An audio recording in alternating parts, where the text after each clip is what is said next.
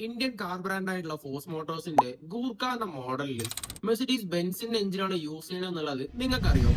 ശരിക്കും പറഞ്ഞാൽ 90s force മോട്ടോഴ്സും Mercedes ബെൻസിന്റെ എഞ്ചിനും ബാക്കിയുള്ള കോമ്പോണന്റ്സ് എല്ലാം ഇന്ത്യയിൽ മാനുഫാക്ചറിങ് തുടങ്ങിയത്. ആൻഡ് ആ സമയത്ത് ഇവര് തമ്മിലുള്ള ടെക്നോളജി ഷെയറിന്റെ ഭാഗമായിട്ടാണ് മെഴ്സിഡീസ് ബെൻസ് അവരെ OM611ന്റെ 2.6 ലിറ്ററിന്റെ ഡീസൽ എഞ്ചിൻ ഫോഴ്സ് മോട്ടോഴ്സിന് കൊടുത്തത്. വേറൊരു കാര്യം പറയട്ടെ, പണ്ട് ജി വാഗനിൽ കൊടുത്തിട്ടുള്ള സെയിം എഞ്ചിൻ തന്നെയാണ് ഗോർക്കയിലും കൊടുത്തിട്ടുള്ളത്. എഞ്ചിൻ മാത്രമല്ല, ജി വാഗന്റെ ആ ഒരു ബോക്സി ഡിസൈനും ഫ്രണ്ടും ബാക്കും ഹെഡ്ലാമ്പ് യൂണിറ്റും ഇൻഡിക്കേറ്റർ യൂണിറ്റും ഷാസിയും ഇതെല്ലാം ജി വാഗന്ന് ഇൻസ്പയർ ആയിട്ട് തന്നെയാണ് ഡിസൈൻ ചെയ്തിട്ടുള്ളത്. 2 കോടി ഉണ്ടെങ്കിൽ നിങ്ങൾക്ക് ജി വാഗൻ തന്നെ വാങ്ങിക്കാം. 2 കോടി സ്പെൻഡ് ചെയ്യാൻ താല്പര്യമില്ല എന്നുണ്ടെങ്കിൽ 20 ലക്ഷം കൊടുത്തിട്ട് നമ്മുടെ ദേശീയ ജി വാഗൻ എന്ന് പറയുന്ന ഗൂർക്ക വാങ്ങിയിട്ട് ഒരു പ്രോപ്പർ ജർമ്മൻ DNA ഉള്ള എഞ്ചിൻ നിങ്ങൾക്ക് എക്സ്പീരിയൻസ് ചെയ്യാം. എന്തായാലും നമ്മുടെ ദേശീയ ജി വാഗന്റെ കൂടുതൽ ഡീറ്റെയിൽസ് ഉള്ള PDF ഞാൻ ഡ്രൈവിൽ സേവ് ചെയ്തിട്ടുണ്ട്.